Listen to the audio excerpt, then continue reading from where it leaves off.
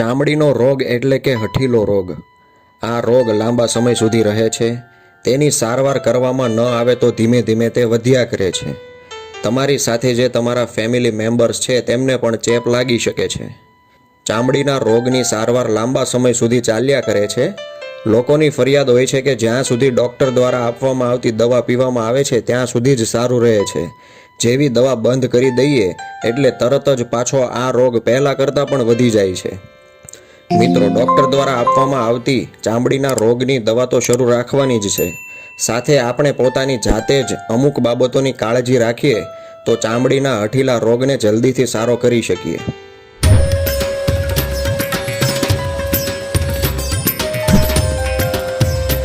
ચામડીના રોગ વિશે વાત કરીએ તો ધાધર, ખરજવું, નખ કે વાળમાં ઇન્ફેક્શન થવું, આખા શરીર ઉપર ખંજવાળ આવવી, વારંવાર શીળસ નીકળવું, લાલ નાની ફોડલીઓ થઈ જવી, સાથળના વચ્ચેના ભાગમાં ખંજવાળ આવવી, પ્રાઇવેટ પાર્ટ ઉપર ચિકાસ જેવું લાગવું અને ત્યાં ખંજવાળ આવવી, સાથે જે જગ્યાએ પરસેવો વધારે વળતો હોય જેમ કે ગરદન પર, કમરના ભાગે, બગલમાં, સાથળ વચ્ચે વગેરે જગ્યાએ સ્કિન ઇન્ફેક્શન વધારે પડતું થાય છે. સ્કિન ઇન્ફેક્શન બેક્ટેરિયલ અને ફંગલ એમ બે પ્રકારે હોય છે. લોકોમાં સૌથી વધારે ફંગલ ઇન્ફેક્શન જોવા મળે છે. તો જ્યારે આ પ્રકારનું કોઈ પણ ચામડીનું ઇન્ફેક્શન થાય તો શરીરના હાઇજીનમાં અને ખાવા પીવામાં શું ધ્યાન રાખવું જોઈએ તેના વિશે આજે આપણે આ વિડીયોમાં જાણી લઈએ. જે લોકો જલ્દીમાં ઉતાવળમાં નહાયા બાદ શરીર સરખું લૂછતા નથી, શરીરના અમુક ભાગોમાં પાણી રહી જતું હોય છે જેમ કે બગલમાં, સાથળ વચ્ચે, પીઠ પર, ગોઠણના પાછળના ભાગમાં, અને આ ભાગ લૂછ્યા વગર કપડાં પહેરી લઈએ છીએ ત્યાં ભેજ રહી જતો હોય છે અને ત્યાં ફંગલ ઇન્ફેક્શન થવાના ચાન્સીસ વધી જાય છે. તો આ વાતનું આપણે ધ્યાન રાખવું જોઈએ. જો તમને ચામડી પર કોઈ પણ પ્રકારનું ઇન્ફેક્શન થયું છે તો તે ભાગ પર પરસેવો ઓછો થાય તેનું ધ્યાન રાખવું જોઈએ. બને ત્યાં સુધી કોટનના ખુલ્લા કપડાં પહેરવા જોઈએ. ઇનર વેર થોડા દિવસ પહેરવાનું બંધ કરી દેવાનું છે. જે લોકો શૂઝ પહેરતા હોય તો તે પણ બંધ કરી દેવાના છે. ટૂંકમાં પરસેવો વધારે ન થાય તેનું ધ્યાન રાખવાનું છે.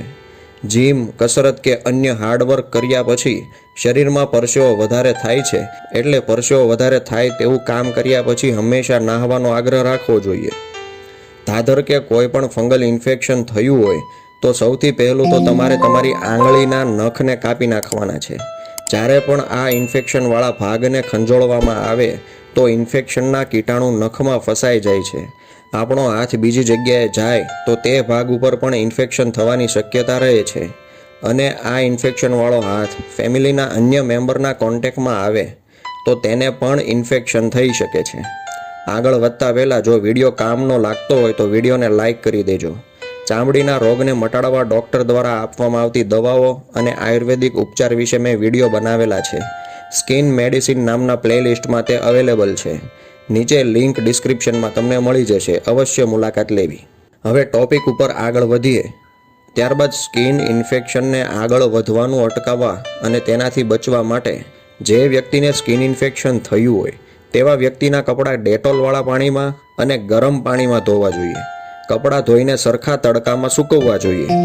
કપડામાં ભેજનું પ્રમાણ ન રહે તેનું ધ્યાન રાખવું જોઈએ. વરસાદી વાતાવરણમાં કપડાને સરખા સૂકવીને પછી ઇસ્ત્રી કરીને પહેરવા જોઈએ. ઇસ્ત્રી કરવાથી બાકીનો ભેજ પણ નીકળી જાય છે. જે લોકોને માથામાં ફંગલ ઇન્ફેક્શન થયું છે તેણે કેમિકલ યુક્ત શેમ્પૂ વાપરવાના નથી. જે લોકો વાળમાં તેલ નાખતા હોય તો તે પણ બંધ કરી દેવાનું છે. તેલને કારણે ફંગસની વૃદ્ધિ વધી શકે છે. બને ત્યાં સુધી વાળ નાના કરી દેવાના છે અને ડૉક્ટર દ્વારા આપવામાં આવતી ક્રીમ અને લોશન લગાડવાનું છે. વાળમાં થતા ઇન્ફેક્શનને મટાડવા માટે ડૉક્ટર દ્વારા આપવામાં આવતી દવાનો વિડીયો મેં બનાવેલો જ છે. ડિસ્ક્રિપ્શનમાં લિંક મળી જશે, તે અવશ્ય જોવો. ચામડીના ઇન્ફેક્શનમાં એવું જોવા મળ્યું છે કે જે લોકોને કબજિયાતનો પ્રોબ્લેમ હોય અને પેટ સંબંધિત તકલીફ રહેતી હોય તો તેવા લોકોને ચામડીના રોગની સમસ્યા વધારે થતી હોય છે. એટલે પેટ સાફ કરવાવાળા ચૂર્ણનો સહારો તમારે લેવો જોઈએ. પતંજલિનું દિવ્ય શુદ્ધિ ચૂર્ણ, પેટ સફા, કાયમ ચૂર્ણ વગેરેમાંથી કોઈ પણ એક ચૂર્ણ લેવાનું છે. તેની 1 ચમચી ગરમ પાણી સાથે પીવાનું છે. આ વસ્તુ રાત્રે કરવાની છે. પેટ સંબંધિત રોગ મટશે તો ચામડીના રોગ સારા થવામાં ખૂબ ફાયદો થશે.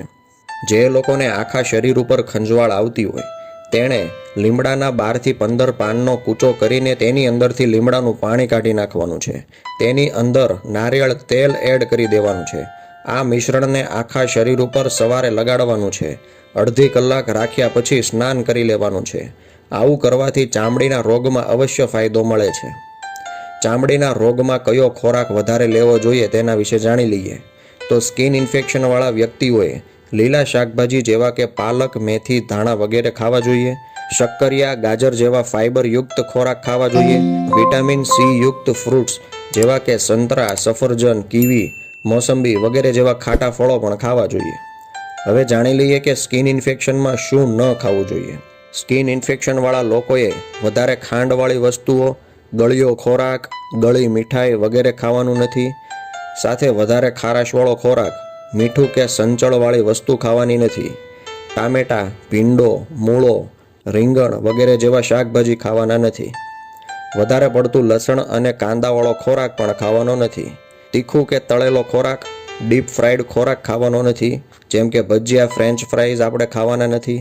આથાવાળો ખોરાક જેમ કે ખમણ, ઈદડા, ઢોકળા, હાંડવો, ઢોસા વગેરે ખાવાનું નથી. દૂધ કે તેની બનાવટવાળી વસ્તુઓ એટલે કે ડેરી પ્રોડક્ટને પણ ઓછું ખાવાનું છે. ટૂંકમાં વાત કરીએ તો જે વસ્તુ આપણી જીભને ગમે છે તે વસ્તુ ખાવાનું બંધ કરી દેવાનું છે. તો જો તમને ચામડીનો રોગ થયો છે તો તેમાં શું કાળજી રાખવી જોઈએ અને કઈ રીતે તેને જલ્દીથી મટાડી શકાય તેના વિશે સંપૂર્ણ માહિતી આપણે જોઈ. વિડીયો સારો લાગ્યો હોય તો વિડીયોને લાઈક કરી દેજો. મેડિસિન 9 ગુજરાતી ચેનલને સબસ્ક્રાઈબ કરી વિડીયોને મિત્રો સાથે શેર કરજો. ધન્યવાદ, નમસ્કાર, આભાર.